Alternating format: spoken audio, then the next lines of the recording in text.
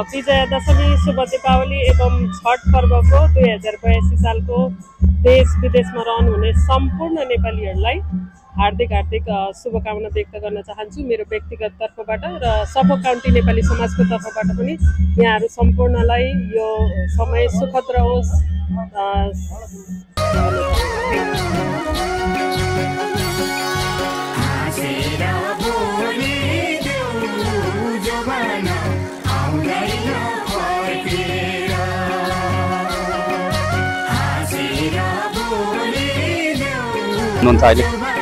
म 2017 मा आएको अमेरिका आउँदाखेरि र म प्रत्येक वर्ष यहाँ 4-5 महिना बस्छु, 4-5 महिना उतातिर नेपाल बस्छु र मेरा सांगीतिक गतिविधिहरू गरिरहन्छु। मैले यो सांगीतिक क्षेत्रमा लागेको 42 वर्ष भयो। 42 वर्षदेखि अनवरत रूपमा म संलग्न छु यो सांस्कृतिक क्षेत्रमा र नेपाल होस् अमेरिका होस् अथवा संसारको कहीँ पनि बसेका नेपाली तथा नेपाली गोर्खा जातिहरूका लागि म सधैँ प्रत्येक घर आँगनमा पुगिरहेकै छु र अझै पनि सरस्वती माताका कृपाले अझै पनि पुग्न सक्छु भन्ने हिम्मतका साथ अगाडि बढिरहेको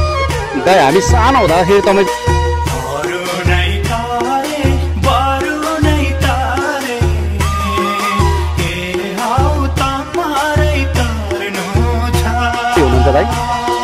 म विशेषतः म चाहिँ अब मेरो सबै गीतहरू प्राय गरी खोज अनुसन्धान सङ्कलन गरिएका गीतहरू हुन् र मैले गाउने गीतहरू नाच्ने भन्दा पनि सुन्ने गीतहरू, लोकगीतहरू चाडबाडका लागि, मेला पर्वहरूका लागि, जात्रा उत्सवका लागि अनि यो आफ्नो जननी जन्मभूमिलाई छोडेर यो 7 समुद्र पारीको बिरानो देशमा आइपुगेका हाम्रा तमाम आमाबा दाजुभाइ दिदीबहिनी छोरीचेली इष्टमित्र बन्धुबान्धवहरू सबैलाई एकछिनका लागि भए पनि हुर्र चरी जस्तो उडाएर मन मात्रै भए पनि भौतिक रूपमा त सकिँदैन तर मन मात्रै भए पनि आफ्नै गाउँठाउँमा पुर्याउँ। तिनै टाकी फुल्ने बारीका पाटाहरूमा, तिनै सयपत्री मखमली फुल्ने आँगनका ढिलहरूमा, तिनै लालुपाते फक्रिने बारीका ढिलहरूमा, कान्लाहरूमा कमसेकम एकचोटि तिनै लिङ्गे पिङ तिनै चर्के पिङहरूमा पुर्याउँ भन्ने हिसाबले म यहाँ आएको हुँ र मेरो गीतहरू पनि त्यस्तै खालका हुन्छन् प्राय गरी मैले गाउने गीतहरू र म चाहिँ विशेषतः मौलिक नेपाली लोक सङ्गीतको क्षेत्रमा काम गर्ने भएकोले मेरा कृतिहरू प्राय मौलिक नै हुन्छन्। अब नयाँ अहिले पुस्ताहरू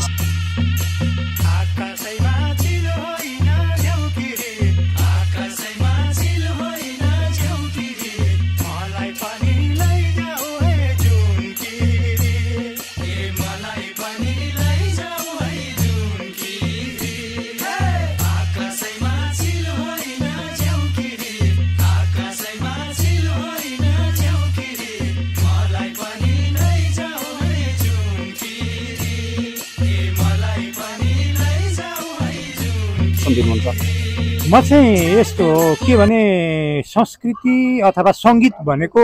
तपाईँको आफ्नो आफ्नो इच्छाको आफ्नो त्यो स्वेच्छा इच्छा अथवा हबीको कुरा हो त्यो। त्यसले गर्दाखेरि सबैले आफ्ना आफ्ना ढङ्गले गर्ने गराउने त्यो आफ्नो ठाउँमा छँदैछ। यद्यपि म चाहिँ एक शब्दमा भन्दा के भन्छु भने हामी नेपाली हौँ। संसारको जुनसुकै कुनामा पुगे पनि हामी नेपाली नै हुन्छौँ। हाम्रो रगतमा तिनै 7 कोशी 7 गङ्गाहरूका तिनै बागमती, त्रिशुली, सप्तगण्डकी, कर्णाली, भेरी, महाकालीका पानीहरूले सिञ्चित भएको रगत छ हाम्रो शरीरमा। हाम्रो शरीरमा त्यहीँका ढुङ्गा माटोहरूले बनेका हाम्रा एउटा शरीर छ, स्थूल शरीर छ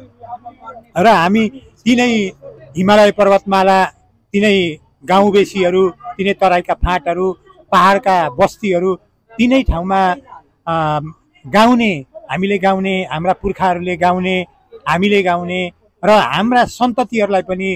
पुस्तान्तरण गर्दै जाने हाम्रा मौलिक संस्कृतिहरूलाई चाहिँ जोगाएर राखौँ। यो जब हामी हाम्रा संस्कारलाई जोगाउँछौँ, जब हाम्रा संस्कृतिलाई जोगाउँछौँ, जब हाम्रा रीतिस्थिति र परम्पराहरूलाई जोगाउँछौँ, जब हामी हाम्रा पुर्खाका पुर्ख्यौली सांस्कृतिक विरासतहरूलाई जोगाउँछौँ तब हामी पनि जोगिन्छौँ, हाम्रो संस्कार जोगिन्छ, हाम्रो रीतिस्थिति र परम्पराहरू जोगिन्छ अनि हामी नेपाली हुनुमा हामीलाई गर्व अनुभूति हुन्छ र हाम्रो मातृभूमिप्रति हामीले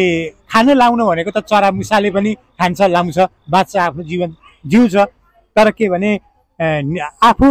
एउटा मातृभूमिमा जन्मिसकेपछि त्यसका लागि केही हामीले पनि गर्नुपर्छ कमसेकम त्यो केही गर्न नसके नि मायाले सम्झनाले भए पनि गर्नुपर्छ भन्ने म त्यो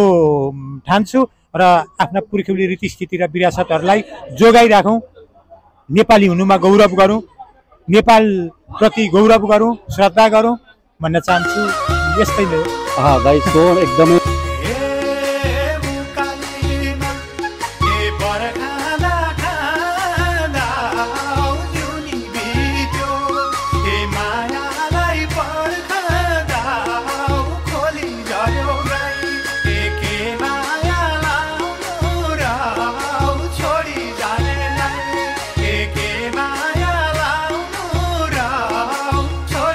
धेरै हार्डली एप्रिसिएट होइन अब धेरै यहाँप्रति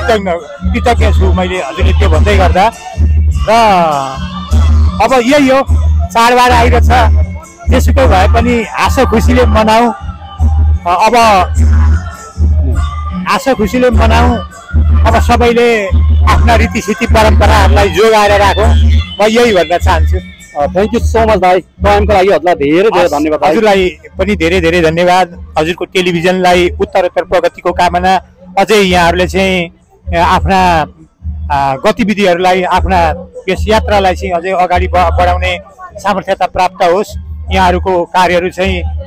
सबै देश दुनियाँले तपाईँहरूलाई एप्रिसिएट गरेका छन् अझै पनि गर्दै जाउँ र यहाँहरूलाई चाहिँ पूर्ण सफलताको कामना गर्दछु धन्यवाद थ्याङ्क यू सो मच भाइ थ्याङ्क यू टाइमको लागि